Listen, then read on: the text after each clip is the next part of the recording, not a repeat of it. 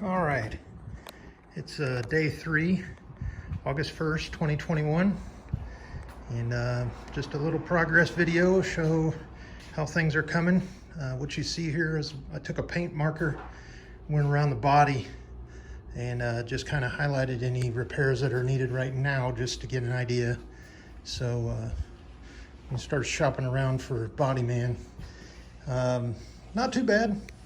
I did circle a couple of places here on the sides where it appears there's some Bondo or some sort of a filler like I showed in the other video. You can see it's it's definitely not paint. It's probably some glazing compound or some sort of some Bondo or something. This bolt that holds the body to the frame here, and luckily it was, I could pull it up and use some channel locks. I had to take a grinder wheel and cut that off, and then luckily it just fell down in there, so that separated that. And you can see the damage there. Remove the gas tank, and look at that, no damage whatsoever over there, either on top or on the bottom. I don't think that's a new panel. It looks all original, so really good shape tub here. And got all the gauges out with the exception of the ammeter. There's one nut that I just cannot get to leaning over here, just the way my body is, I guess, and my hands. But took all the random little strange nuts and bolts that were stuck around in the body, and took those out. Got those bagged up just for later use, and I'm going to label, where they went. It's definitely not a place for something to be strapped down. And then here's one of those little, I think they're called a bootly tie down. And then back here on the quarter panel, there's a little bit of a ding, so I want to highlight that. I'll tell you what, the hardest bolts to get out of this entire tub to frame mount, as you all are probably aware, are those two right there. They're basically a fender bolt, so they're, the dome, and then they go down, and then they've got a nut, and then they've got some sort of a security nut on it.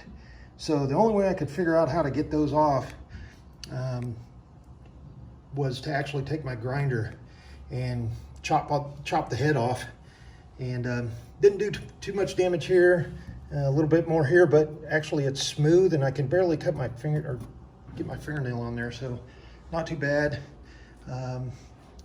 The cargo compartment is really good shape, and I did loosen the lower tailgate mounting strap, so whenever we get the tub off, before we set it down, I'll remove those, or I'll at least lift it up so I can get my hand in there and get that the nuts that are on the back of those bolts.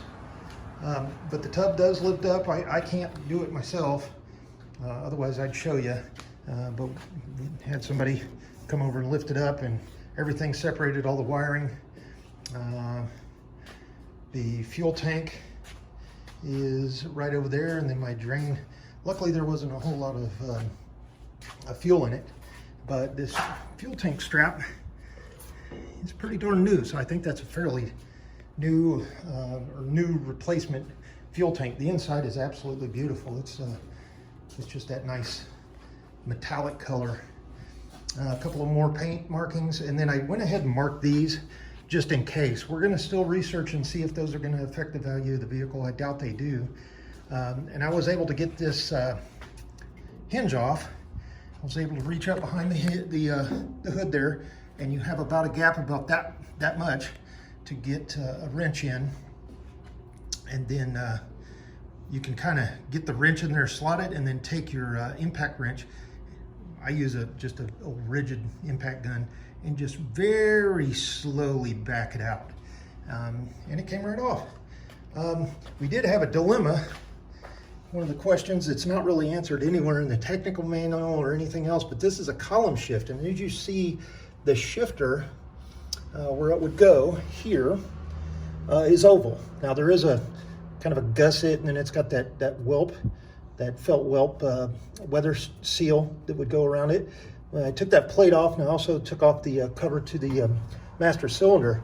But column shift, usually this is over like this. And we measured that, you know, can we lift the tub off with it like that? And with that oval, well, this is almost 4 inches. And that down there is about 2.5. So the solution is you undo the linkage arms here and here. You take the cotter pin out, pop the linkage up, and then you're able to rotate this vertical or 90 degrees from where it was. And look at that, it's gonna come right out. Now, I'm gonna go ahead and leave the steering there because everything I've watched and everything I've read, we can just lift the tub right off. That's gonna make it a lot easier on me and a lot less messy to get down into there and do a lot of work, you know, with everything that's gonna remain on the frame. Oh man, that thing is just greasy, and there's some new Zerks there.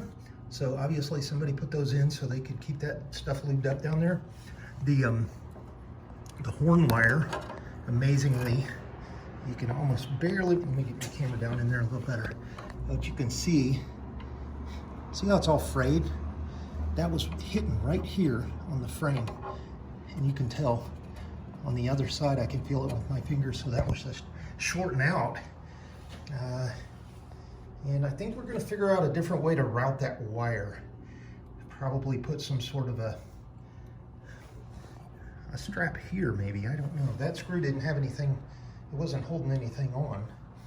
I found some random, just a backer, you know, it's the sheet metal. There's 2 layers of sheet metal. For some reason there's holes here, kind of strange. Maybe it was for an option that would have went there, PTO drive or something like that. Engine remains, haven't touched anything there. It was basically today was, or this morning anyway, was just to get the remainder of the attachments on the body,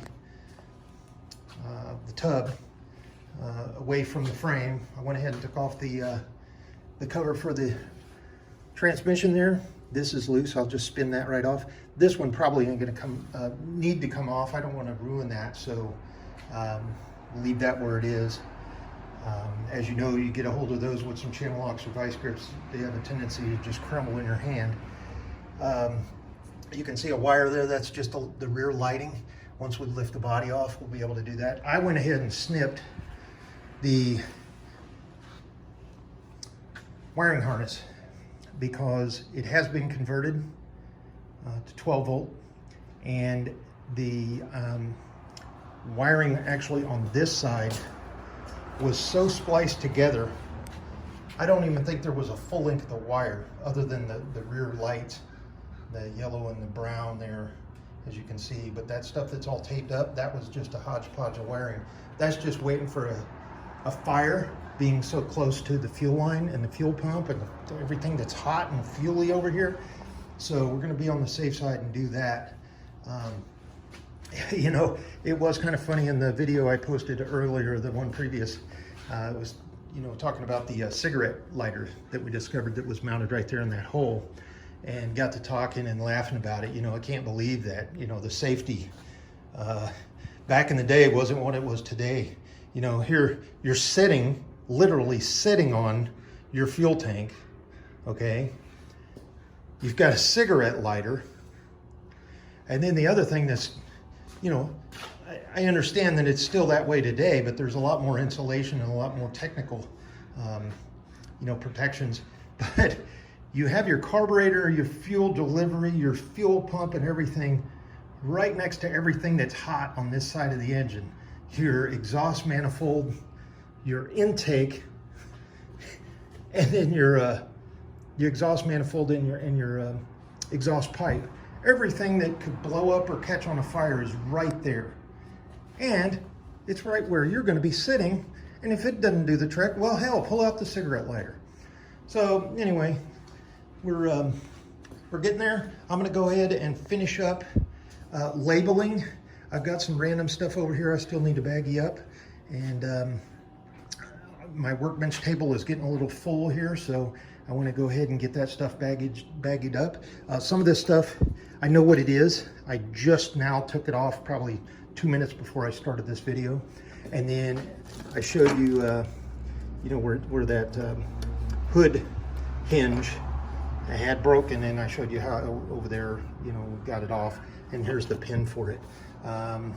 And everything's right here nice and tidy and neat. I did start, you know, bagging it up, and I said, well, let's go ahead and make a video. So this one's gonna be short, and we'll catch you up probably sometime this week when we have some good helpers to come over and help us get this body off, and we can get it across to a secure place in the Lopez compound. And then there's the 6 months after that, or 6 months worth, is just going to be shining up and polishing and wire wheeling and brushing and fixing all this rust. Hopefully all the welds are going to be good. Didn't see anything that told me otherwise so far. Everybody knows usually the welds right here and here, and those cross member welds sometimes break. So once we get the body off and get it wired up and get it prepped for weld, and then some paint eventually, but it'll be sitting on its wheels and it'll be sitting on the frame, and then it's time to start getting, you know, the engine, the transmission, the axles, and so forth all apart, and that's where the fun work begins.